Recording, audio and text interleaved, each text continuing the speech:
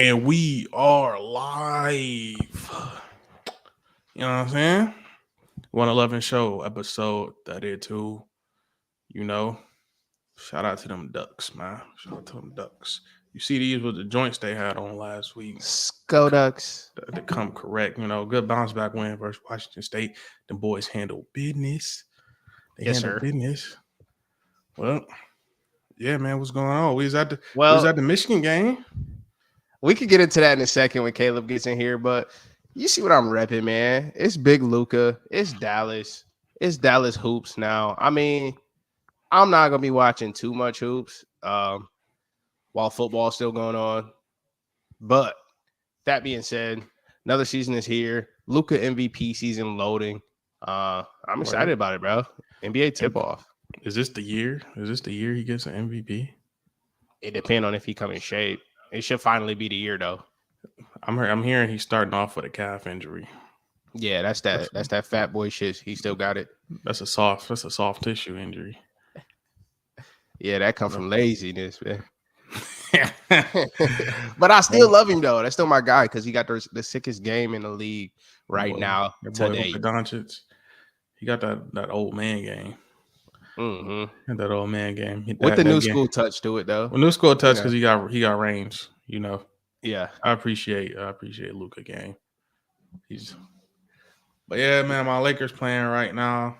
I don't know what's going on with them because I've been trying to get the pod going. But yeah, man, we could wait for CeeLo to get here to talk about the Michigan State game. I mean, trust me, he's not even gonna want to talk about it. So let's just go ahead and get into it. He's not gonna want to talk about it. He's a Spartan diehard. For those of you who don't know, he's a second generation. His pops played at State. So he's not going to really want to talk about it and dive into it like us two Michigan fans are willing to. So let's just talk about it. 49-0, bro. 49-0 Michigan. We was pretty damn close to the prediction, might I say. We said 48-3. We gave the Green Weenies too much credit.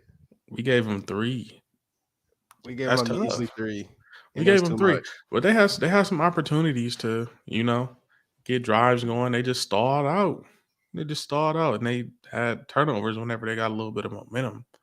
The other thing I saw, bro, is Hauser, 4-star quarterback. That arm, man. That ain't a 4-star arm. I'm sorry. I don't know if he was just he was being gun shy or what, but people been calling for you to get in the game, and then you get in the game and do that. I had higher hopes for you coming in. I was like, maybe the other guy got something, but now we see the starter was there for a reason. Maybe it wasn't Siwoo Kim fault all along. Maybe the program is just in shambles. Maybe Caden Hauser, there's nothing he can do. Maybe he cannot help these Sparties out. And on top of that, I forgot what I was listening to, y'all. I think it was a pod on The Athletic until Saturday, and they were talking about how Michigan's defense or team in general is just like a boa constrictor, right? Like they just gonna lull you to sleep and just keep squeezing. And that's really what it felt like being there in person. First quarter, they come out there 14 points. Second quarter, 14 points. Third quarter, 14 more points. You know what I mean? Like, and they just kept squeezing them boys, and it was. Then all of a sudden, you got 50. Damn, you got 49 points. You look up, it's 49-0. Yeah, and a lot of people was getting on Michigan about but we obviously they was getting on Michigan about not punishing people early on. And I'm still to be critical of Michigan football right now. We saw it in the game. The run game really ain't what it was 2 years ago. Like Donovan Edwards has yet to really get going. He's been more of a receiver out of the backfield. And then Corum, he's healthy. We know he's healthy. He can get in on the goal line, but it don't seem like they getting they making them same gaping holes. Pause. Well, you know what it is too? I think this isn't completely the issue, but when you look around at how teams are playing Michigan now, last year we were obviously a run first team because the year before we were a run first team, but teams weren't stacking the box on us as much as they are now. Besides, say, Ohio State, right? Because at that point, when we played Ohio State, it was the last game of the year. So all the tape was out. But this year, they're coming in like, okay, stop the run first. And as a result of that, JJ's having the best season he's ever had. He's throwing for more touchdowns and yards than he's ever had. And it's just opening up another element to our game. So we'll be more well-balanced, more well-rounded once playoff time come around or once That's Ohio State game come around. that's just it. That's just it though. That y'all stacked the box all them years and let JJ develop and get confidence as a passer.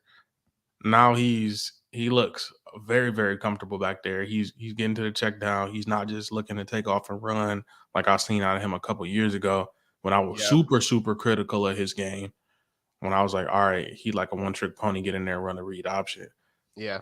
Now he's reading defenses and making the correct throws and making people pay for stacking that box and beating blitzes and scrambling to throw. Mm-hmm.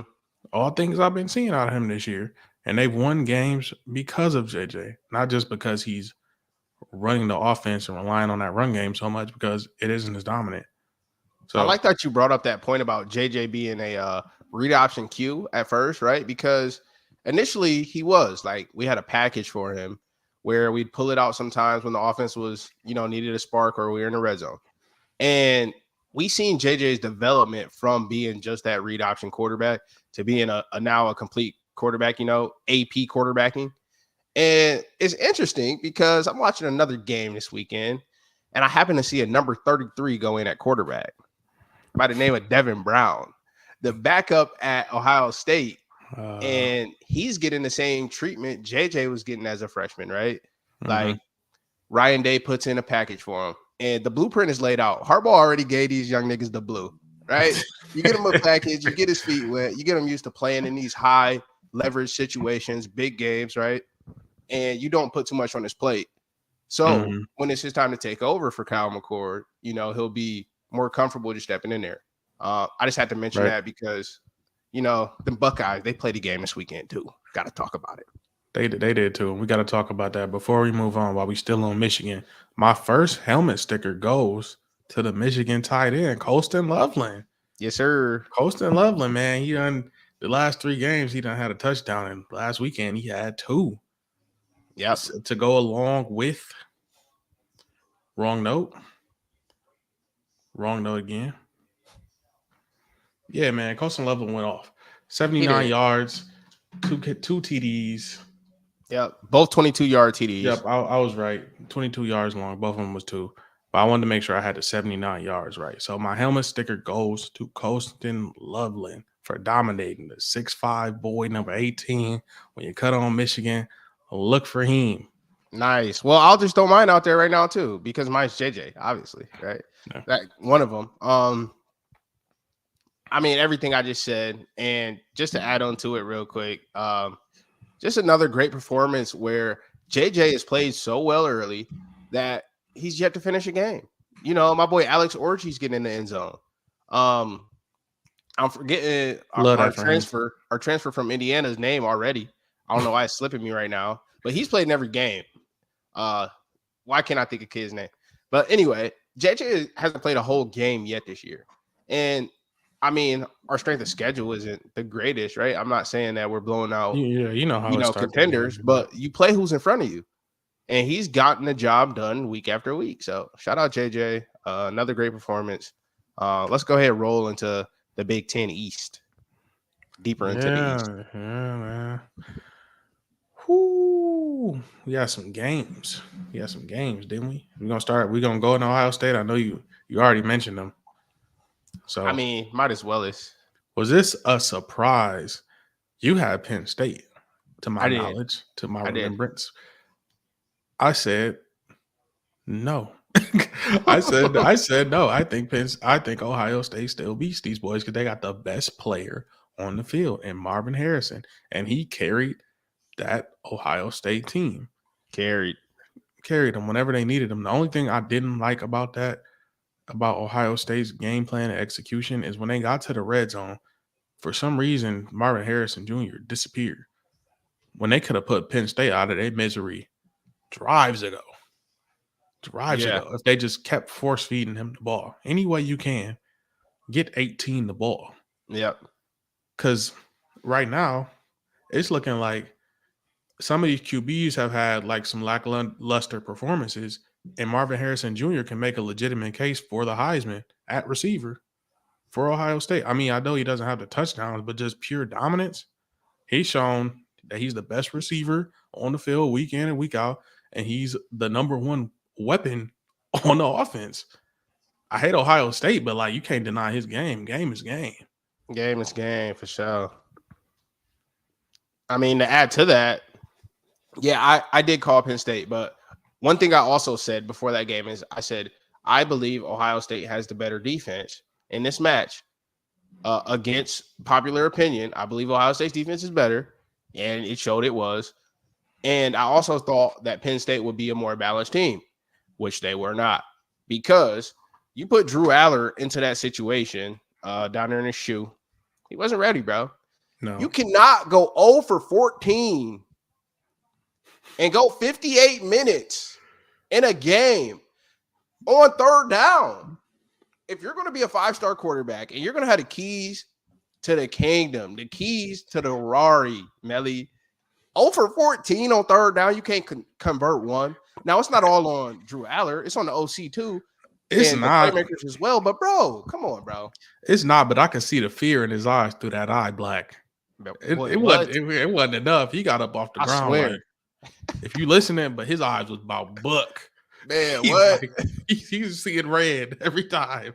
He was seeing red. I think he was seeing Paint red. the town red, man.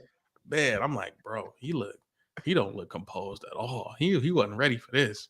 No, he wasn't. And Ohio State has been a thorn in Penn State's side for many a year. As many good seasons they've had, their 2 losses have been Michigan and Ohio State. Yep. And Franklin can't get past him. I don't know what it's going to take. I think it's really going to take that a really, really good dynamic quarterback to take him over the top. And Drew Aller not looking like the answer. Right now, I ain't going to crucify him, but right now and last Saturday, he was not the answer that Penn State needed for Ohio State. He was not the answer. You, my friend, are not the answer. Not at this point. And it's frustrating too, because peep this though. This is what's crazy about it, Melly. James Franklin, like you said, has been plagued with not being able to win these big ones his whole tenure at Penn State. And if there was a year to do it, this is the most down Ohio State gonna be. Yeah. I was talking with Alec, our good Ohio State insider, right? Who knows more about the history of Ohio State than I would ever even dream of wanting to know. And I pointed out something to him, and he seconded and thirded it and fourthed it, because I said, bro, where are those dogs on defense for Ohio State that we grew up watching, right? Like the Bosas, the Chase Youngs, like the Okudas. You know what I mean? Like JT is that guy, right? He's nice, but he's not one of them. He's not that type of freak. And I was telling him, like, I love y'all defense this year, Ohio State's defense, because it's just a group, a whole band full of ball players. They play complementary football on defense. Yes. At all 3 levels. They play complementary football. They absolutely do. But, like, I forgot what my point was, right? Where I was going with that. You were saying they didn't have really them dogs on defense, and like you're looking for freaks. Like you said, they don't have the freakniks no more, right?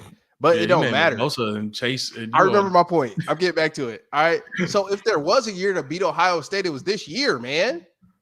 With the team that Penn State had, with these running backs they have, and the 5-star finally getting his chance to play. It's not his first year. He's not a freshman, right? Yeah. He was there last year. Yep. He's been through the ringer. He's been through it. He didn't play as much, but, you know, he's seen it. This was the year to capitalize on an Ohio State team that does not have an X factor at quarterback as well. Next year, when my boy Air, I forgot his last name, first name Air. The young black Michael Vick looking, bro. It's raps for Penn State. They're never touching Ohio State again. It's not happening. This was y'all chance to knock them boys off, and y'all blew it. And Michigan about to do them way worse. So yeah, I'm gonna ask you this question, and we just gonna go a little off script. If you Penn State and Franklin continues to lose these games, and they're the only 2 losses he get every year. Do you keep him, or do you switch it, up?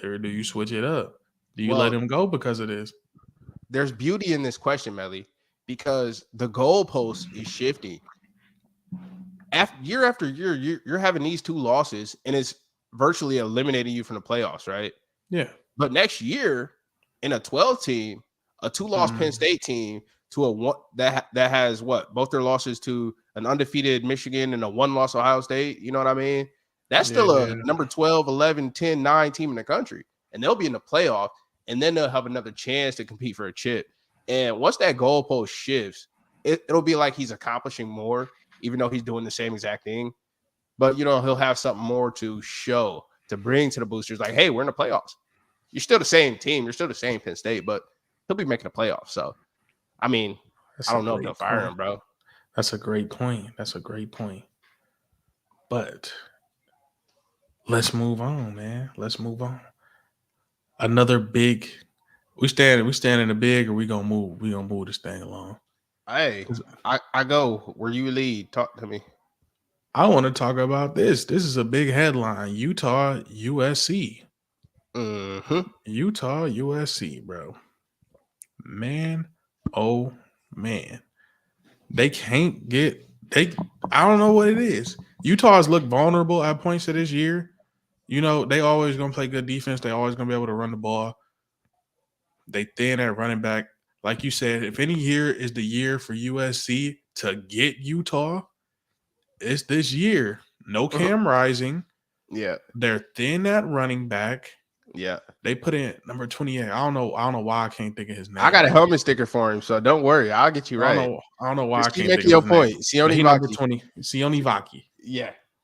A safety. A safety is playing both ways. Playing both ways on y'all.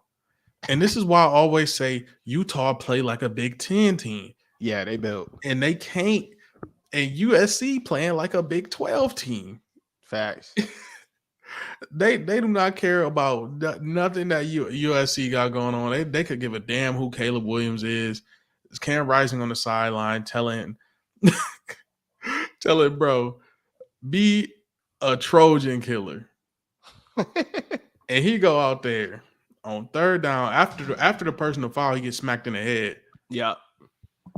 Run for 25 yards to get him in field goal position, milk the clock, and kick a game-winning field goal.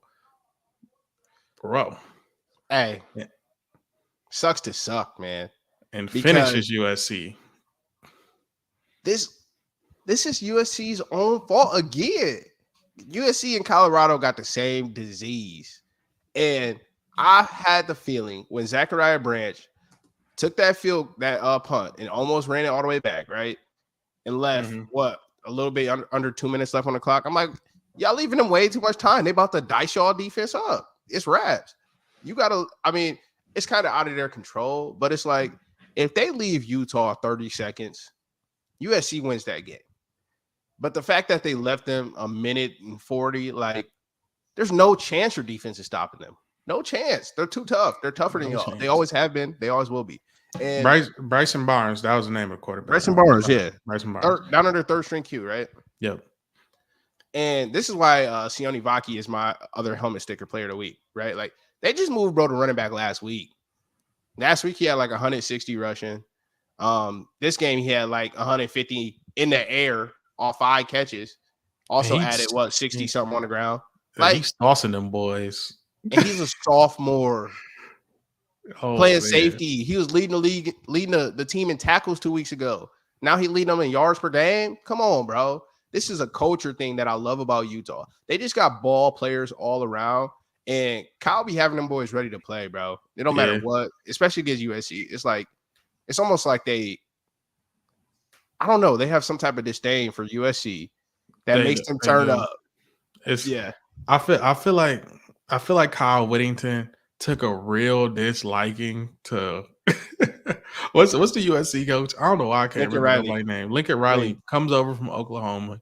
Yeah. Brings Caleb Williams. Gets all the attention. You in Hollywood, you in LA. And he basically painted over that Oklahoma, owing you basically. With a Trojan and put the same product on the field. And put the same product. He just moved it to LA. And He now it's moved it to stepped LA. on. And he like, Yeah. oh, you trying to be cute? Mm-hmm. It don't matter. We don't care. We still here. We've been doing this. So y'all may think y'all came in with all this glitz and glamour and y'all gonna run the Pac-12. But no, we still here. We're gonna punch you in your mouth. We're gonna play hard-nosed football. I'm gonna put some junkyard dogs on the field. I'm gonna get all these 3 stars that the sites say are 3 stars, and I'm gonna make them play like 5 stars and run your 5 stars over. Absolutely, run them off the field if you can. Like, I mean, Utah is just quietly 6-1, just quietly a good team, right? Like everybody kind of forgot about them because we knew Cam Rising was hurt with the ACL. But what are they doing? They're just winning game after game. Like they had one loss to Oregon State on a Friday night in Corvallis. That's a tough game. That's not a game a lot of teams are going to go in there and win. Not on a Friday night, bro. And that's their one loss of the year. And even that one was still a hard fought L. Like it's not like they got blew off the field. So yeah, I mean, Utah, they held them scoreless. It was 21-7. It was 21-7. I mean, they might have got one late, but most of the game it was goose egg. Right. So yeah, I mean, now that they're finding some offense with Sione, Vaki, and them boys, man. Hey, shout out Utah, shout out the Utes. My boy Caleb's here, man. Welcome, Caleb. What's going on, brother? What's good, my boy? Check 1 2 1 2. Yes, sir. You good, my guy? We got you. Don't have kids. Well, before we move on, the last thing I want to talk about is Caleb Williams. And before this, it was a lot of ESPN posts saying he would have gone number 1 overall in the last like 6 drafts or something like that, and that he's the best prospect ever. He gonna go back-to-back Heismans. Yeah. And I said no. I said no to the back-to-back Heismans because I knew USC was gonna do the same thing. There was gonna be Oklahoma and LA. But I say that to say I think this is good for Caleb Williams. I think this is good for Caleb Williams because you need some controversy. Absolutely. You need some controversy to grow. You need to lose to grow. You need to get brought back down to earth. Caleb Williams is on a lot of commercials on Saturday. I'm not saying he's smelling himself, but you need moments like this where now everybody ain't looking at you as the golden boy who's probably the best prospect ever, and you're going to be the next Patrick Mahomes, and Patrick Mahomes' story is still being written. Like, they saying, like he getting all the comparisons. He's Patrick Mahomes if you dropped him out of the NFL into college football. Getting all the comparisons. If he was doing this just quietly at like a UCF or something, or like even SMU, Texas Tech, even Oregon State, he'd be getting a lot of love. Or if he was even at UNC and he was in the same situation Drake May was in, he'd be getting a lot more love. But because he's in LA, because he's already won a Heisman, because he's plastered all over the place, he's getting blown up. And now people are starting to poke holes in him the longer he's been in the spotlight. And I say this is good for him because maybe going to a little bit, if he drops, I don't think he's going to drop, but any draft picks, maybe he goes to a better team in a better situation. And he don't go to a trash team where the expectations is way up here trying to save a franchise. So I think this controversy and people poking holes in this game may end up being good for him. And I'm not off him as being a great quarterback prospect. Like a lot of people is jumping off him and being super critical of him this week, rightfully so. So are you saying, I don't know, I just want to make sure I heard you correctly. Are you saying you think Caleb about to drop in the draft and not go number 1 overall? No, he's still gonna go. He's still gonna go number 1. But I feel like some people now is looking at him super critical. Like, hey, can you throw a timing route? Hey, can you run a play on script? Hey, can you do all these things? Just not playing backyard football. Because I know the archetype now is you want somebody who can improvise. You want something in Aaron Rodgers-esque, Lamar-esque, Patrick Mahomes-esque, Seattle Seahawks, Russell Wilson. That's kind of the archetype that the league has been trending towards. Yes, it is. But you still got to sit back there like somebody who we're about to talk about later, like a Brock Purdy or a Tua Tagovailoa, who could sit back there and throw on time within the offense. Mm-hmm. That's everybody's biggest gripe on him, and I think he can do that. Just plays I break agree. down, and he does what he can. What he does, Does sometimes he do too much? Yes, but that's to be expected of players like that. I tell you what, bro. One of the coaches that coached against USC, he said their offensive line looks like a Mountain West offensive line. That's one part of their team, of their offense, I'll say, that Lincoln Riley still is kind of neglected and not completely figured out. It's crazy because we know a lot of great O-linemen have come through USC and are on the West Coast, but yet he's out there with a C- O-line. So he has to make those plays. I'm not talking to you, Melly. I'm just talking to everyone who may have that same type of narrative, right? Like, oh, Caleb can't sit in the pocket and throw a dime. Yes, he can, but he has to do with what he's dealt, right? What they say, what's the saying? Heavy is the head that bears the crown. Mm-hmm. Of course, they're gonna scrutinize him like crazy because he's the guy. He's the number one, right? Like LeBron, right? They nitpick Bron for every little thing he did. Caleb is the Bron of college football right now. And it comes and it goes, but right now he has the crown. He's the reigning defending Heisman champion, bro. Like, I don't know. It's not like Caleb's not built for it. I know he's expecting it, but at the end of the day, the issue is the same. It's the same as it is in Colorado. It's the same as it is here. It's the same as it was here last year. They can't stop nobody. So they're not even playing real football at this point. They're playing 7-on-7. That's my point, though. Everything falls on him. And I said the same thing about Colorado last week. Everything can be triple overtime. And on top of that, bro, he led them down the field and he scored himself. He scored himself. He got them the lead. All you had to do was hold them for a minute. A minute of defense, a minute of the best ball you can play. Yep. And if it still falls on him, even though we know this defense got more holes than a slice of Swiss cheese. I'm over it, bro. But I'm not taking no Caleb slander.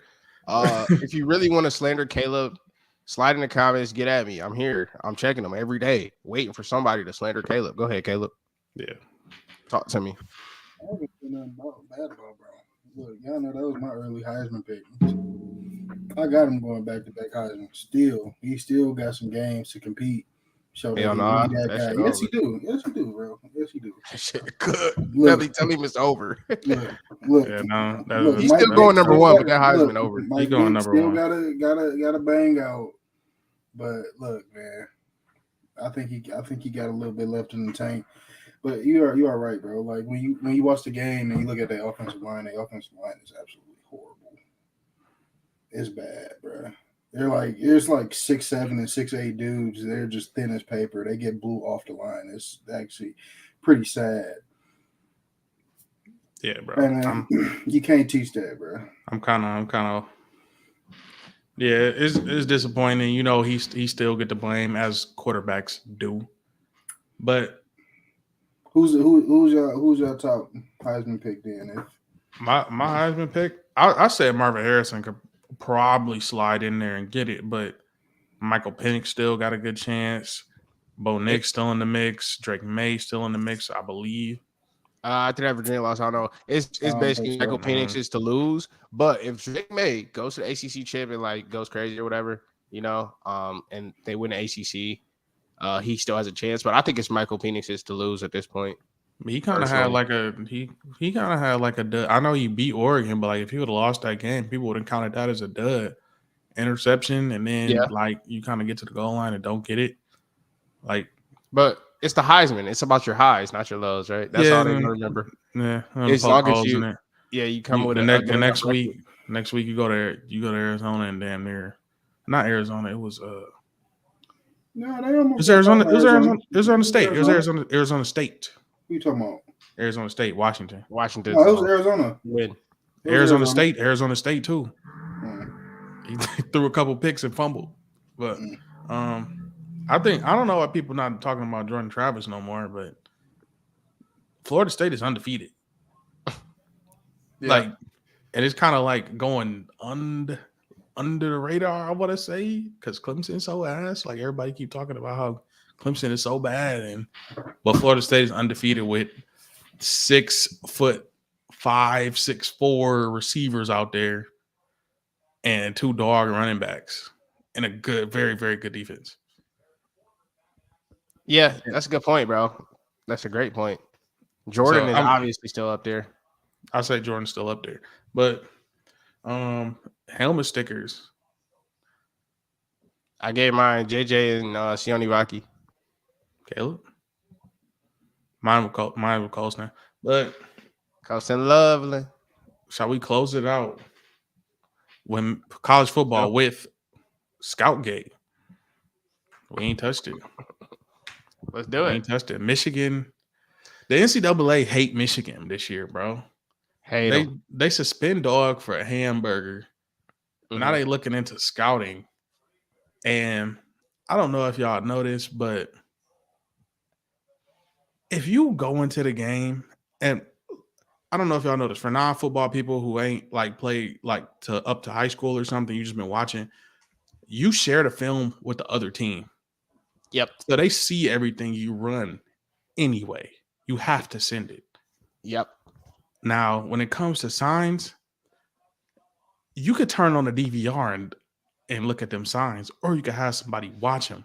But everybody does this. That's why they have dummy signers on the sideline. If you ever played offense, you got a lot of dummy signs, and your audibles change every week. Your game plan change week to week. So you can know the calls, but unless you know the live audibles of that week, it really ain't that big of a difference. And on top of that, every team does it that can afford it. If you're not good enough to afford it, then you're probably not going to be good enough to play in the playoffs when it even matters. You're probably not Power 5. And if you're a Power 5 team and you can't afford it, you got bigger problems. Furthermore, can you please explain to everybody who is like freaking out, losing their mind, who has not played football, how almost impossible it will be to actually execute diagnosing the other team side, okay, and then looking down, communicating that to your players before the ball is snapped, or whether you're on offense. How the implementation of sign stealing is so difficult. It's why nobody really makes a big deal about it, right? And you got to stop it. You got to stop it. And then you got to come stop it. You think of Michigan could have told Bowling Green, Hawaii, whoever you want to talk about it, North Carolina State, well, whoever they played, they could have told them every single play that they was gonna run. They knew Blake Corum was getting the ball. They knew Donovan Edwards was getting the ball. They knew Roman Wilson was about to run that route. They knew that post was coming. They knew that post was coming. You still had to stop it. And I guarantee you they went to film the next week, and we told you, boy, safety number 7, that he was gonna run this post route, and you still wasn't in your leverage, and you got beat for 6. So right.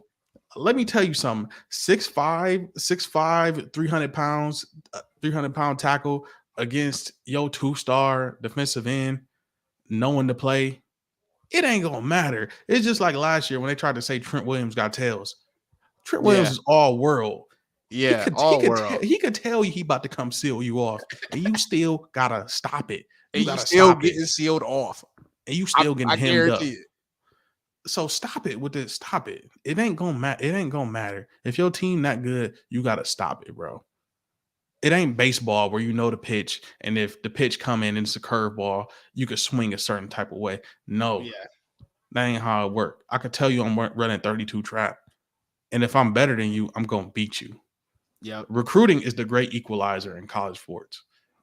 It's all college sports is at this point. It's recruiting. Stars matter. Stop it with this. Stop it with this. It don't matter. There are very few coaches who can overcome a talent deficit, and those guys are, very few and far between. Right? It's Harbaugh has shown he can do it at Michigan. Right? Beating Ohio State multiple years in a row now. Kalen DeBoer is showing that he can do it out in Washington. There's a few guys. Lane Kiffin has Utah. shown that he could do it in the past. That's why he got job after job after job. You know what I mean? Like we just talked about Utah. We just talked about Utah. 3 stars, all 3 stars, 4 stars. Yes. He ain't the top recruiting class in the country every year. He ain't number 1 every year like Bama or Florida or like Michigan, Georgia, Ohio State, Georgia, Notre Dame. Like, no. Recruiting is what makes your team better and what gives you the edge. Simple. I'm sorry, bro. It ain't no damn signs. Ain't no damn signs, bro. Now, lastly, to the signs argument too. Let's just watch it play out, right? Everybody want to know what's gonna happen. Like somebody text me, Michigan about to get the death penalty. They talking about vacating wins. Vacating wins. Oh, say goodbye to those Big Ten championships. Slow down, everybody. All right, you're jumping 8 steps ahead. Relax. All right. They're just now finding out that they believe that Michigan is possibly stealing signs and implementing them into their game plan somehow, and how that is affecting the game, who knows? Anyway. So just slow down, let the investigation run its course. Whatever happens, we gonna know, we gonna talk about it. But I'm not about to talk about something that's about to come in 8 months from now. Right now, he can't even get out the season, bro. Right, we about to go win a chip. At least Georgia won a couple of chips first before they start bringing up all the juicy shit. Like, man, shit, ain't nobody get hurt. Feelings might have got hurt, but. Hey, man, here's my narrative for that. I think somebody in the NFL, a team is behind this. They planted this, and this is their way to smoke out Jim Harbaugh. Smoke out Jim Harbaugh, get him back in the league. Well, this is the plan, CeeLo. The plan has always been for Harbaugh to win a chip and get up out of there. He wanted to do it last year. He didn't do it. Now, this year is going to be the year for us. Like, I don't know if you noticed, but Michigan is now the favorite to win a national championship in college football on a lot of different sports books. Oh, really? This is his time to win that chip and then go take over for Mike McCarthy in Dallas, bro. It's simple. It's simple. You was a Cowboys fan too. I got a narrative to push. Yeah, I pushed that sign stealing narrative. I'm the one that told Harbaugh. Let me find out, Jerry. Dallas. You did enough for me in Michigan. Come meet me in Dallas, dog. It's going up. Jerry never upped Scoutgate to get the fat man out the chair. Jerry probably did, bro. No, he didn't, bro. Yeah, get them Venmo records. Oh man, bro. Yeah, I'm off that. Anybody got anything on that before we move along to the big boys? None. College, I think I'm good for now. There's a couple big picture questions, right? About playoff picture. Is the Pac-12 going to get left out again? There's a possibility of that happening. Looking at Oklahoma, right? If Oklahoma wins the Big 12, Georgia wins the SEC, Michigan wins the Big 10, ACC winner, Florida State undefeated. Like, there's a chance the winner of the Pac-12 is going to have a blemish because they just beat up on each other all the time. So that's the only narrative really out there, but we still got time to figure that out. So we'll come back to that later. We come back to that. Yeah, bro. Let's talk about Monday night. It was before we get to the rest of the slate. The thumbnail, man. My boys, my guys. Sheesh. I'm gonna come right out and say it. Kirk Cousins was not having no more of that primetime bullshit niggas was pushing. He was tired. He was tired of hearing about him losing in primetime, bro. So you know what he got out there and did? 378, 2 touchdowns. He threw a pick, but who cares? I'm still throwing dots. He could have had another touchdown if he would have just one of the few throws he missed.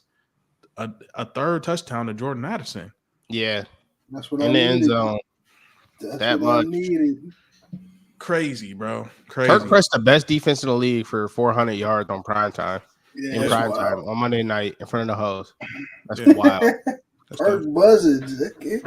Couldn't be a San Fran fan. I'm still a San Fran fan. That sounded weird. But yeah, bro, he would have had 3 touchdowns, passer rating 107. Let's talk about it. You know, you got to go first, bro. This your team. Talk to me. Let's talk about it, bro. Brock Purdy, not his best game. Nope. You know, I thought he was gonna build off last week and bad weather, what have you. You go to an indoor on Monday night, you produce.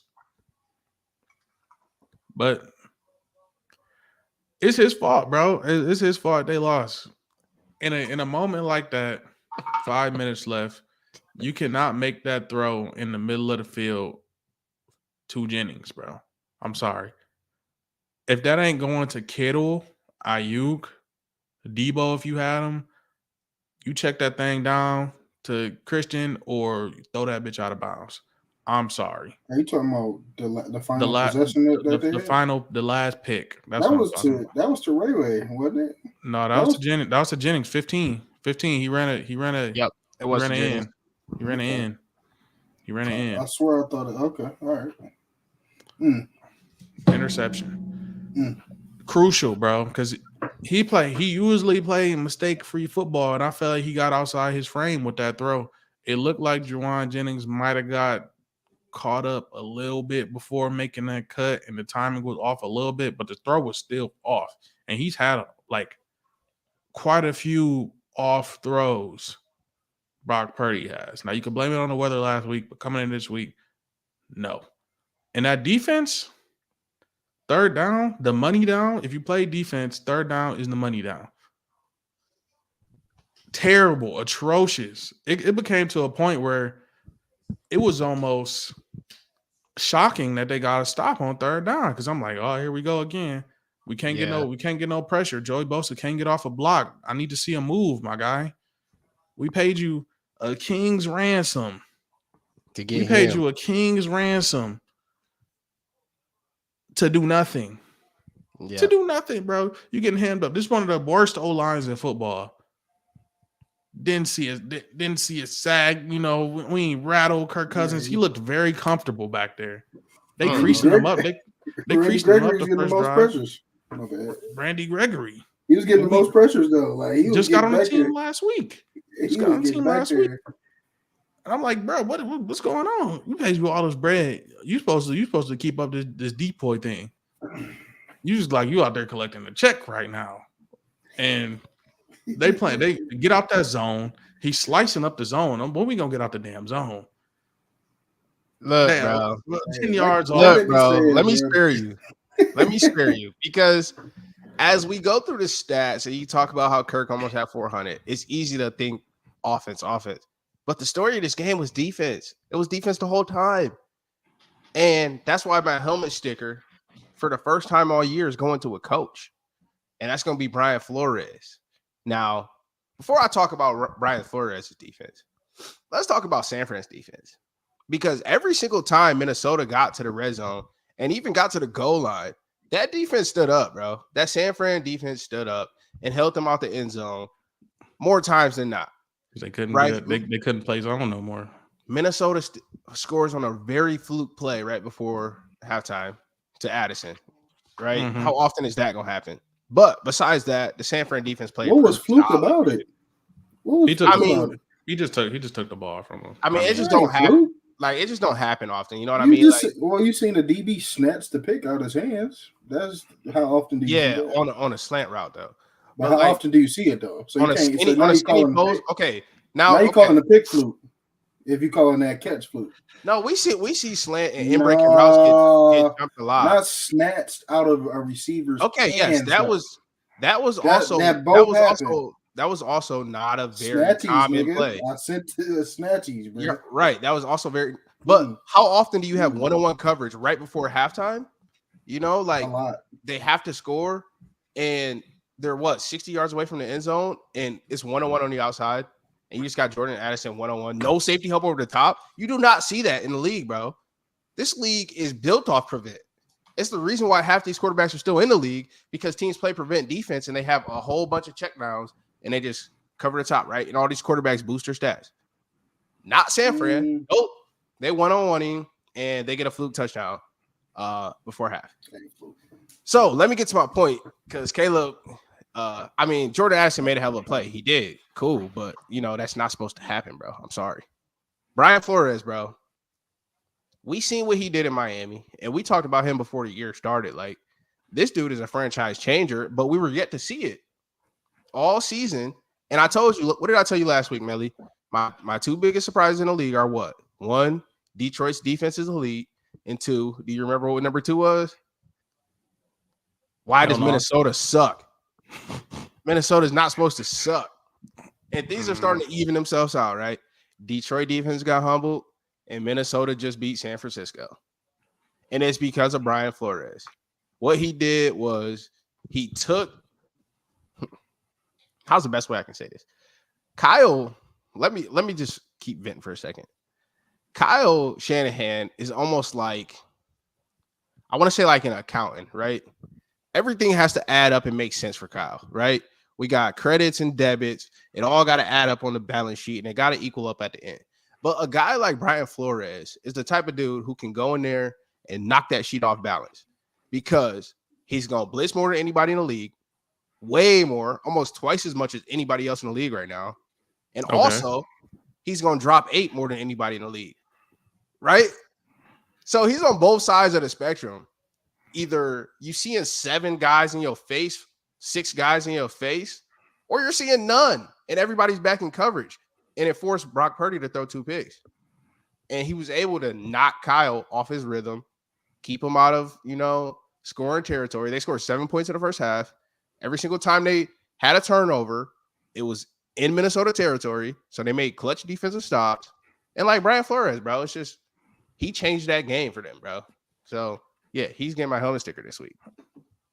Bro, I think this is what I'm gonna say about this loss. And 17 points from San Fran, bro. This is what I'm gonna say. That's uncharacteristic.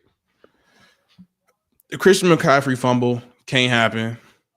But I'm gonna say this. These is games where I'm happy to go through a loss like this early in the year. Still kind of early, it's the first quarter of the year, what have you. This loss is important. The Browns and the Vikings. The Browns, we know what their defense was, right? Ugly. Mucked it up. Myles Garrett, defensive year to candidate, all of that. Go to this game where you're expected to win and things don't go your way, which can happen in the playoffs, which they still going to be a playoff team. You got to find a way to win. At times like that, you can revert to, oh, shit, when we was in Minnesota, we was in a similar type of situation because you don't think somebody or another defensive coordinator going to try and copy what Brian Flores did. They're going to try it because it worked. But now you have that on tape. You have that performance. A lot of people were super high on Brock Purdy. Now they kind of come back to earth and they say, we don't know about this guy again. And now you got to prove yourself all over again. And that's the next step to his development, not his defense development. Yeah. Oh, we can get exposed. Oh, I can mess up and lose us games. Yeah. This is where y'all come together, come to God, come to Jesus, whatever you pray to, and say, hey, we not really as good as we thought we was. We not invincible. We gotta tighten up, man. If we got somebody down, and this has been the 49ers crutch for years, is injury. We got somebody down, next man up, find a way to win. It ain't going your way. Get some points, get a stop. It can't just be Fred Warner. It can't just be Debo. It can't just be Trent Williams. It can't just be Ayuk. It got to be everybody. It can't just be Kittle. It got to be everybody, bro. And that's why this loss is important, bro. Do you hear this embarrassment of riches? He just named an all-pro after all-pro. It must be nice. But it can be just Jordan Addison. One thing I can add to that, too. It was Kirk, too. Real quick. Minnesota's defense did something that nobody else has done. Going off the dome here. San Fran averaged 135 rushing a game. How many did they have last night? Minnesota held them to 65 rushing yards, bro. That's another reason why B-Flow is getting that helmet sticker, bro. Like, I don't see this happening. Nobody's stopping San Fran run like this. They run was boxed for most of the game, bro. Besides that first quarter, second quarter, that run was dead, bro. And the game was on Brock Purdy's shoulders, and that's where B-Flow was licking his chops. I mean, but times like that is usually when they start to try and rely on Debo a little bit more. Debo, yes. Or the touchdown Christian McCaffrey scored. It was a pass technically, but I'll say it was like a long toss. for real. But I'll say that to say, bro, the 49ers is going to be fine. Brock Purdy is going to be fine. Everybody is quick to say or quick to jump to he trash or he finished. He just Mr. Irrelevant. Mm-hmm. And he is all of them. He ain't trash, but he is Mr. Irrelevant. He the last pick, bro. And he need to learn quarterbacks lose games. Quarterbacks will lose you a game sometime, but they'll also win you a game. Mm-hmm. And he need to go through these things. They can't just be win after win after win, bro. That's the bell curve. Say you gonna have to lose a couple, my nigga. A couple at least. And he gonna lose a few, but he got a ton of all pros behind him. Good coach, good system. He got everything he could ever need, but he need these L's. Just don't do it in the playoffs, my nigga. Yeah, man. Shout out Jake Moody, man. Shout out to Jake Moody. He missed one and then he came back and banged a 50-yarder. 50-yard, That was tough. Shout out to Doggy. Shout out to Doggy, man. NFL helmet stickers. You know what I mean? Niners got the Bengals next game. Sorry, I just had to check out who they was playing next game. They're at home, going back home. They got Joe Burr, them boys coming to town. They'll be back on their schedule. Yeah. So my second helmet sticker, I already gave out B-Flow. It's got to go to Lamar, bro. Lamar Jackson just played one of the best games I've seen in his career, right? Like, I think last year he had a 400-yard passing game in OT against Indy. Won a big parlay. I don't remember that or anything. I was told that. But Lamar had, let me go check the stats real quick. He had 357, 3 tutties, 3,600 ground, and another rushing tutty. And what we did before this season is we pumped up Todd Munkett, pumped him all the way up, bro. Todd Munkett is about to come save Lamar's career. Sir. And we finally seen the fruits of that labor because Lamar actually had an efficient passing game that he could lean on time after time, right? Like we've always seen it in spots under Greg Roman, but not like this. I mean, it helps to have a healthy receiving core. Rashad Bateman catching curls, Zay Flowers, Odell Beckham catching deep over routes over the middle, looking young and spry. Mark Andrews involved, and he just had his way with Detroit's defense, bro. Lamar did whatever he wanted to, and that was an MVP Lamar performance. The game was over in the second quarter, bro. They had 28 points before the Lions had a first down. Yeah, that's you can't win that way, Detroit. You can't. Yeah. No, sir. That's tough. And we talked about this, bro. It was gonna take time for Lamar to get that offense fully down. To make it his. They had the wristband on him. And he getting more comfortable. And he getting into MVP form. He tossing that thing around the yard like how he wanted to. And, bro, that's still my MVP candidate, bro. So I don't got no disagreements with that helmet sticker. Appreciate that. Yeah. Yeah, man. My helmet sticker gonna have to go to my homie, bro. Love it. Let's put up 424. 424 and 4 tuds, right? Yeah, that's video game numbers, man. Video game numbers. He was gonna be mine, but my backup is who we talked about before this. Jordan Addison, man, 7 receptions, 223 yards, a long of 60. The one he snatched from the DB. 2 tutties. Should have had 3 if Kirk Cousins ain't miss him. He is a dog, man. A lot of questions around the Vikings receiver room after Justin Jefferson went down. He stepped up and was the number 1 receiver for Kirk, man. And he was that safety blanket. Yep. You know, he was Biletnikoff winner in college. If you didn't know, at Pitt. Kenny Pickett was his Q at the time, but he went to USC with Caleb, and he balled out with Caleb. And I think he was the 4th receiver taken this year off the board. Yeah, he's pretty high up there. May or may not be right, but he was taken pretty damn high. And that rang true. Something about them Vikings receivers. They always get them one, don't they? Sure do. It's like Pittsburgh in our era, 2010s. Pittsburgh always just kept drafting a crazy number 1 receiver. Yeah, bro. So Shout out to Dog, man. He did his thingy thing. Helmet sticker goes to Jordan Addison. Yeah, and my helmet demotion, man. I hate to do it. I got to get my helmet demotion to Austin Eckler, man. Bruh. Yeah. Second week back, get held under 50 yards, 14 carries, no tug. Hey, dog. You know what? I like AE though, man, because I watch his podcast. You know what I'm saying? He a humble dude, but bruh. Hey, what's that? You know what? That's a top 10 defense, bro. It is. But you know what I'm saying? How do you not? I think that more goes against the O-line, Kellen Moore. How do you not put up no more points? How do you not, with the talent that you have, bro? How do you not go put some more points up on the board? Hear me out, CeeLo. The Chargers are 2-4. It's week. We're going into week 8. Over or under week 11? Under would be sooner than week 11. Over would be after. Over or under week Brandon Staley gets fired? Bro, he should have been fired last year. He should. Exactly.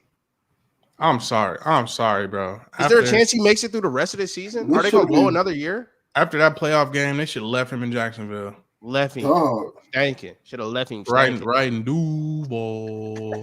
I'm sorry, bro. Suck. He supposed to be this defensive guru. You let Patrick Mahomes get out there and show his whole. He showed his whole tail. Kelsey just had the best game he had in 5 years. He's the only dude that matters over there. Why is he not covered? He goes for 170. Come on, Staley, you gotta go, bro. You gotta go. I'm sorry. You gotta go, bro. I'm sorry. You gotta go. I'm over it. I've seen enough. You gotta go, Staley. I'm betting the under. Yeah, he's out of here before week 11. I'm betting the under, bro. He done grew the beard out. That ain't make no difference. Brought Kellen Moore. That ain't make no difference. Thanks, nah. Man, yeah, bro. I'm sorry. Real stinky. Can we talk about another upset? Well, this wasn't an upset, but that wasn't an upset, but this Sunday night. Oh no, we talking about the Bills and the Patriots. I don't even know if I want to talk about this. Go ahead, man. The hell going on, bro? The hell going on in Buffalo? Like, huh? I mean, if I thought that game was worth watching, I would have watched it and I would have been able to tell you. But I didn't. I figured Buffalo would, 38 through them boys like they did last year. Nope. You know what it is? It's snap Josh Allen the ball, try and complete it to find Stephon Diggs. That's the game plan. Roll out right, find Stephon Diggs. That's Trash. It. That's it. Poop. I mean, a division loss right now, too. They dropped to 4-3. In a week, Miami lose what? Miami did not lose a game, right? They were all tied at 1-1 going into this week in the division. So the Patriots are number 1 in the NFC East right now. AFC East, I mean. AFC East. No, are they? They're 2-1. The Bills are 1-2. The Dolphins are 1-1. The Jets are 1-1. The Patriots are leading the East after getting beat by 30 points 2 weeks in a row. Josh Allen, I hate you. Oh my God. This don't make sense. They still technically. Bill go find a way. I swear, if anybody gonna find a way, Bill gonna find a way. Jeez, man. That's awful. That is awful. But I mean, look, Miami's still that wild card of the East, man. I'm thinking they might pull it out. Miami's. This is Miami's East for sure. I'm sold. I'm sold on it, bro. Going to Philly on a Sunday night where Philly has a custom field and custom unis you're not winning that game if you're Miami. And No. they came out with the Randall Cunningham. They came with the Randall. Jones. There was no way Miami was winning that game. I don't blame Miami at all. The Kelly Green Jones. The Kelly Heems. No penalties by the Eagles either. Tough. Do y'all see that clip? Yeah, that's false. Did we all see that clip of what's Cuz's name? What's head coach name? Sirianni? Sirianni. After the game, he was in the tunnel yelling. I didn't see that clip, bro. He was in the tunnel yelling, "Fuck yeah!" Real Union. He was talking to the presser. He was like, you like that, Bob? Or something like that. Like, is that good enough for you, Bob? Like, it was hilarious, bro. Yeah. Oh, man. And, you know, like, that's something, man, where, like, you can get behind that, bro. Like, you can get behind that, bro. Yeah, bro. He my kind of coach. I ain't gonna lie. But, yeah. Let's talk about another team who got some bullshit going on and another firing that I foresee in the future. The damn Raiders. Josh McDaniels. You about to get sent to the shadow realm, my guy. Because what the hell is you doing? You don't went to Chicago, bro. And Tyson, shout out to Tyson Bagent, however you say it. Yeah. Shepherd University. Shepherd's fine is Harlan Hill winner. Yes, sir. Comes up and dices you up in his first career start. Josh McDaniels. Yeah, you're cooked, buddy. Your time has come. You gotta go. His record, I forgot what it was, bro, as a head coach, but it's like 12-30 something, bro. Yeah, he's trash. He's poop. It's under 500. He need to go back under Bill's hoodie, under the protection of Bill's hoodie, where he belongs, and just stay there until the end of time. Everybody's not meant to be a head man. Go ahead, go back home, bro. Go back to Foxborough, bro. Go on, tap back in. If he'll have you, go on tap back in the Foxborough. Oh yeah, he's gonna have him. Be an analyst, or slide down there with Saban for a year to Saban's retirement rehabilitation center in Bama. Get some confidence about you again. I don't know about Bama, bro. They not gonna dare mess with Josh and Bama. Oh my God, he need to go somewhere. That might take the Saban dynasty. He need to get for sure. He need to get up out of Vegas. I'm sorry, they ain't in Oakland no more. Pooh, that whole division is a dumpster fire. Except Kansas City. Dumpster fire. Just sell everything. You just trade Devontae Adams for all the first round picks. And now they're saying they don't want to trade him. They're like, we're not trading for what? Why? Why not? Get DA out of there. Free DA. You're not doing nothing with him. Free DA, man. Please. Hashtag free DA. Please free DA, bro. This is wild, bro. Please free DA, bro. He don't deserve this, man. At all. So send him somewhere nice with a stable QB. This is terrible, man. I'm sick about it. He was my fantasy receiver, so I got a special place in my heart for dog. Oh yeah, I'm sorry to hear that. I ain't drafted him this year. He ain't my fantasy receiver. Oh yeah, he was Doone's finest. Yeah, he was doing his finest when I won the chip. Yeah, when you won the chip. Yep. That's what him and Coop was looking like white man can't jump. But but yeah, dog. Let's talk about somebody else who been handling business. I gave Trevor Lawrence a hard time, but they running away with the AFC South. It's looking like. I know Houston beat them. I don't give y'all shit. Is Tennessee in tank mode? They 2-1. Houston 1-1. Indy 2-2. And they beat Indy already, but they probably gonna have to take care of business of Houston. But they look good against the Saints. They had some stupid turnovers, but the Jags look decent. I think the Jags gonna be all right, bro. Against our better judgment, we thought Tennessee would come play. It's looking like they don't want to do that this year. So Tannehill's washed. Worst. So I'd say it's Jacksonville's divisional lose at this point. We talked about it last week, Melly. The NFC West. I told y'all It looked like it was locked in, but let one injury simmer a bit too long, and the Seattle Seahawks have a chance. Now, we're going to learn a lot about Seattle this week. Seattle is, let's see, 4-2. They're 2-1 in the 1-1 in the division. San Fran is 2-0 in the division. This week, Seattle's playing the Browns. We're going to learn a lot about Seattle. If they're a pretender or a contender. If they lose to the Browns, bro, they're at home. Gino finna have a long day. They're at home. They can't protect the 12. They're not a contender. I'm sorry. It is what it is. Everybody can't contend, bro. I'm gonna let you know right now. I'm gonna let you know right now. Myles Garrett finna bend dog over backwards. So what you think Nick Bosa gonna do the dog then? Nick Bosa ain't doing a whole lot this year, but I've seen what Myles Garrett has done, and he deserves a helmet sticker. Go ahead, talk about Myles Garrett.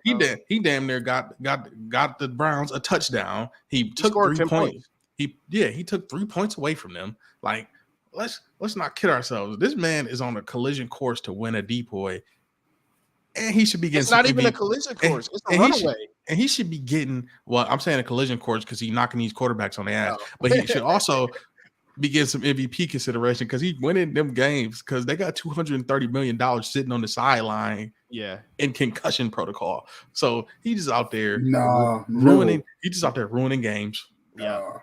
Shout out to Myles Garrett. That's my other helmet sticker, dog. Bang, I don't even want to talk about that. Hey, man. Deshaun is talk about that nigga, bro. Deshaun is they talking, bro. Deshaun, dude. They call W, bro. He's a bundle, man. Like, they calling him a trust fund, baby. He is. He collected checks.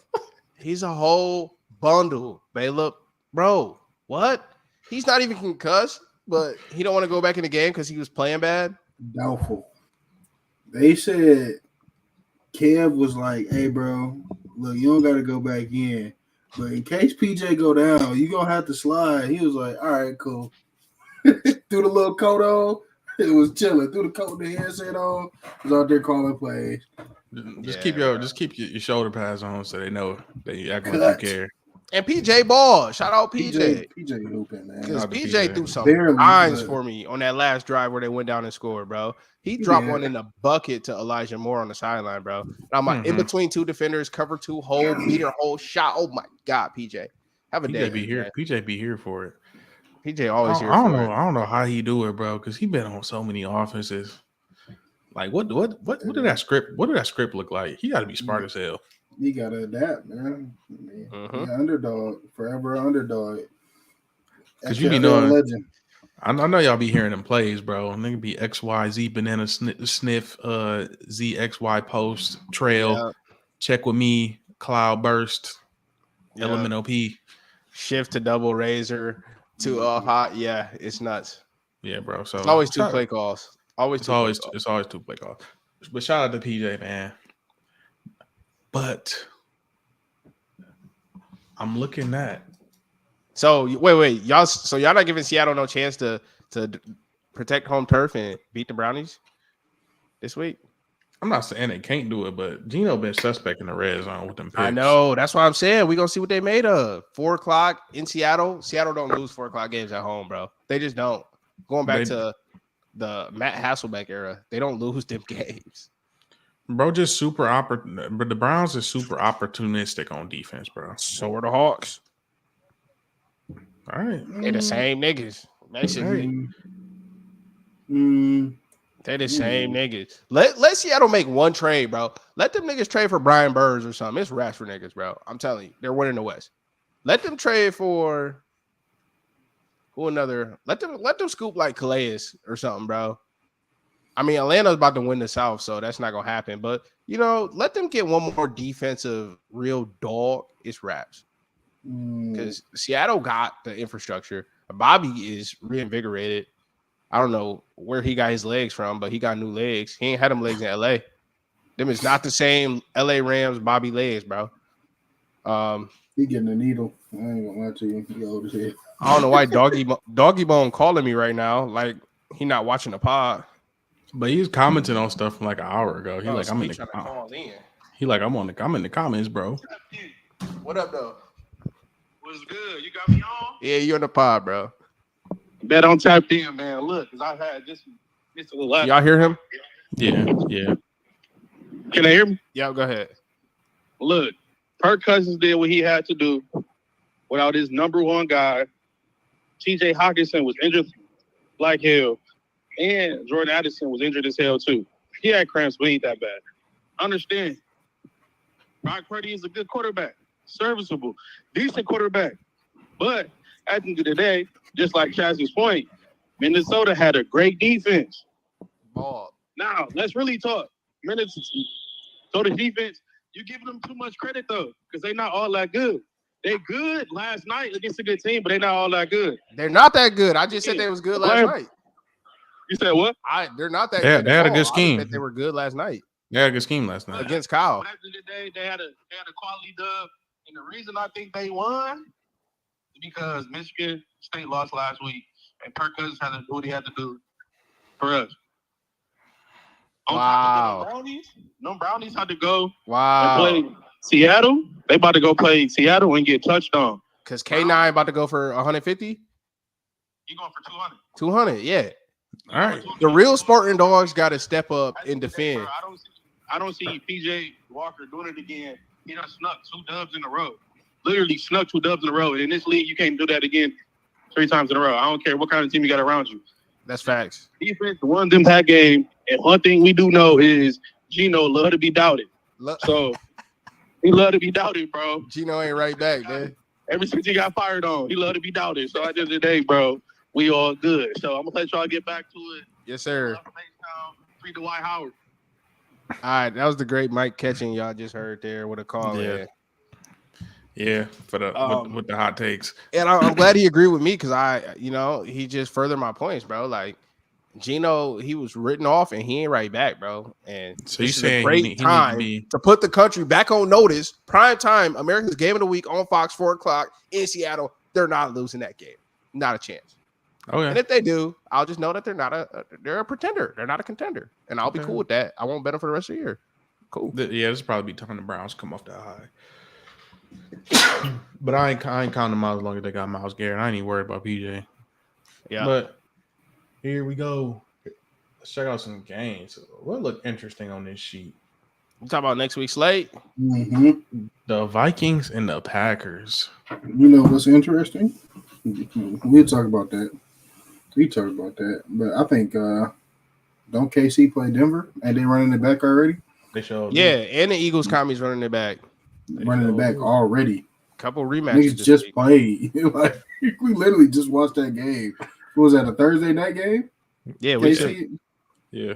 KC Thursday night, week 6. It's week 8. Yep. Yeah, bro. Run it right back. Raheem right back. Yeah, but I mean, Bengals, Niners in San Fran is a good one. And then we got Browns, Seahawks is my favorite one. We got Eagles, commies running it back, like I just said. This time it's in Washington. And then we got, Vikings, Pack, good NFC North battle for second place at this point. I mean, Falcons, Titans. I wouldn't pay, bro. You couldn't pay me to bet on the Falcons Titans game, but I would watch every single second of it. We got I won't. pick 1 versus pick 2 this week too, but y'all don't care about that. Yeah. Texans, Panthers. Oh, is Bryce playing? Yeah. I was a CJ Stroud believer. Bryce might go touch cuz. They both off a bye week. Bryce might go touch cuz. Yeah, I doubt it. Thielen got some fresh legs. He might go touch cuz. Sorry. Yeah, old Thielen. Shout out to Thielen. I hope you get that 20 points for me again. Fantasy. Sean McVay bringing his boys back to Dallas. Last time they came here, Cooper Rush sent them home with an L. Can we officially say the Packers is ass? Yeah. Yeah, they're bad, dude. They don't have an offense right now. They don't. They're bad. Yeah. Weren't you pretty high on Jordan Love? No, I was high on the Packers as a whole. No. Yeah, nigga talking. I was high on the Packers. No, but you was like really high on Jordan Love. I said if. No. The renege. Bro. No. I said the same thing about Ritter. King of the North. Love. Easy. I remember. You said that. You said, are you saying Jordan Love is king? Yeah. No, because you said that. look, That's what Melly asked me. Are you saying Jordan? I'm like, yes, because the job is the same as it is in Atlanta, right? You got a great defense, a good head coach, offensive head coach. Protect the ball. Protect the ball, and you win. And neither one of them can protect the ball. They're the two most turnover-prone quarterbacks in the NFL. We got 2 light-skinned brothers playing outside their game. I can't do nothing about that, bro.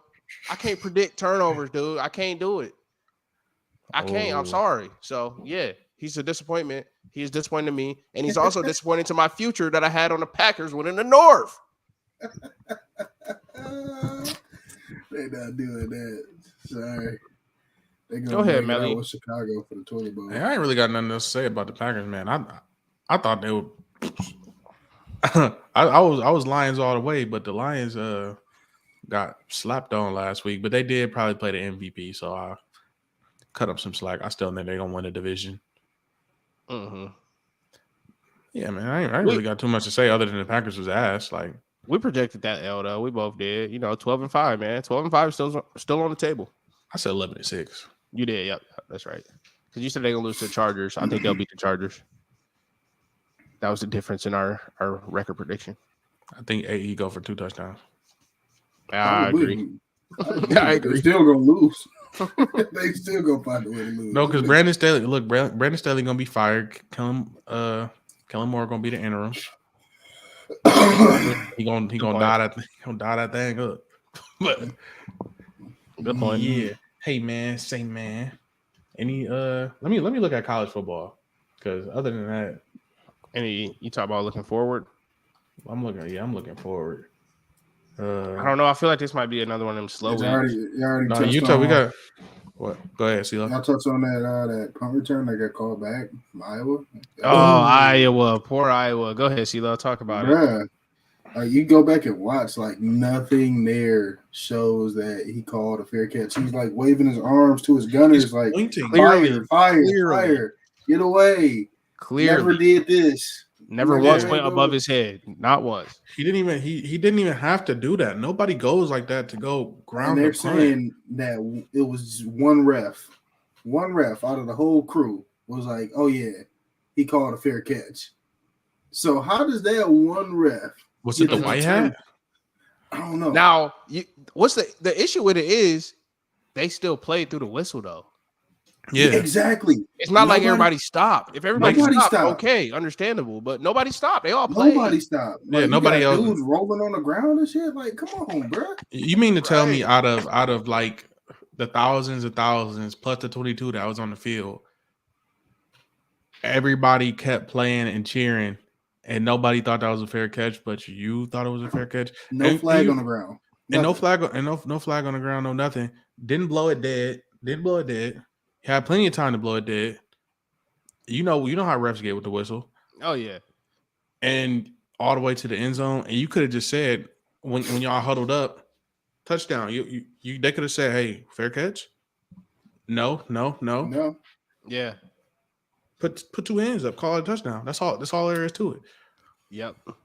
A terrible miss.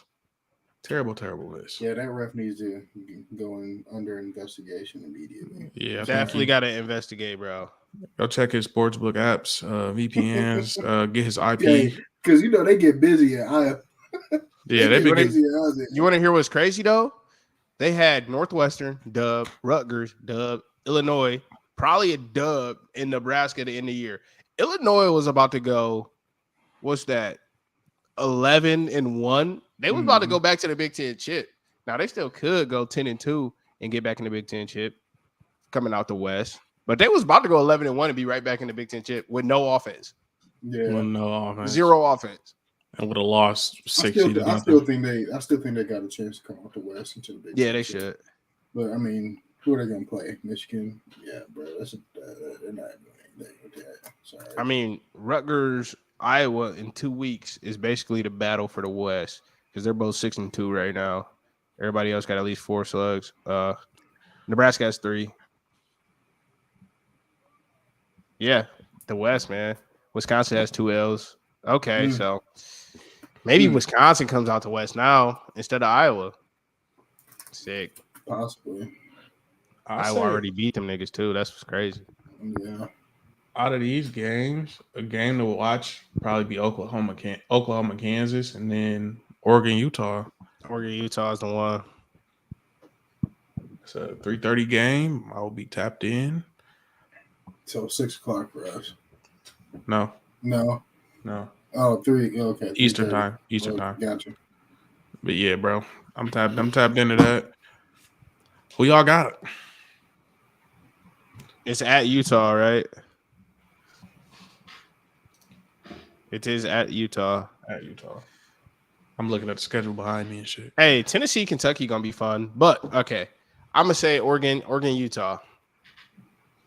I just don't think Utah is complete enough to beat Oregon. I think both sides of the ball, top to bottom, talent, coaching, everything.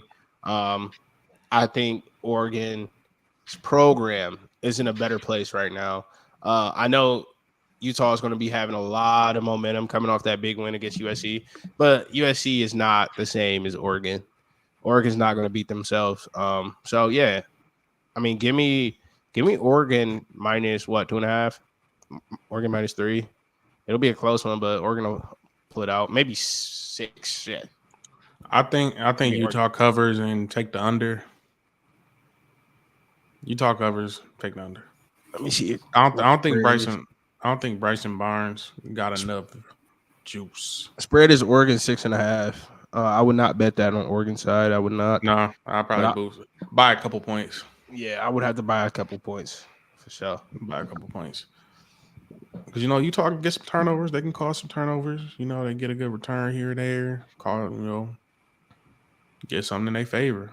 2-time defending Pac-12 champs. They built for this. They built for this type of game. So can't count them out.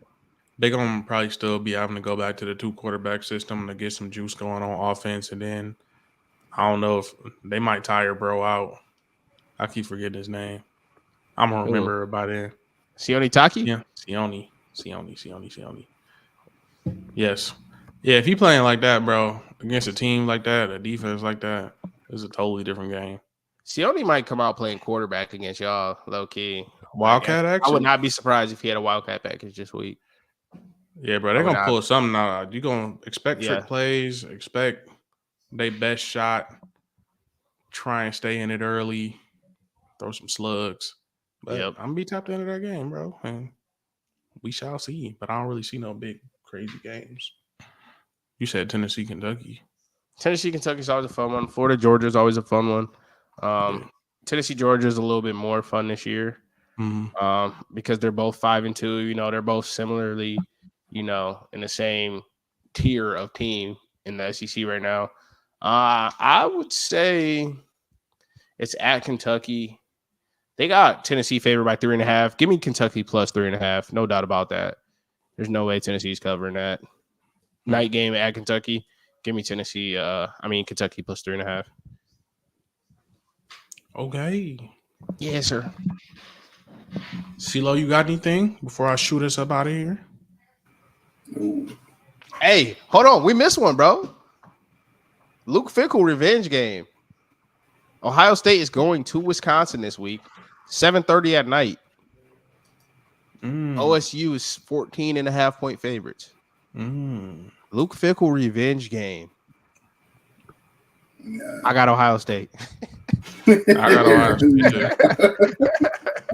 I was trying to figure out where he's going with that one, but I got Ohio State. We got Oregon State, Arizona. That'll be a good game. If you want to stay up. Splash. Let's go, J-Mo. Yeah, facts. Yeah, man. I think that's going to wrap it up. We probably going in the next coming weeks go back to our 2-episode-a-week format. So start tying in some hoops. Stay tuned, man, because we got to cover the hoops. We not just a football channel. Got to get to that 2-episode format, man. Caleb, are you down? I didn't even talk to you about it, Caleb. What's up? You down for 2 episodes a week going forward, bro? Try to. Hell yeah. Okay, man. Let's get it in. Y'all heard hoops. Hoops is what kind of got us going with the subscribers and all of that. The shorts. That's how we started. We're talking spicy in the playoffs. Bro. I love basketball. But I'm gonna shoot us. I'm gonna shoot us. Let's do everything we can to not let Melly get us out of here. I am about to get us up out of here. Nah, because we gonna talk about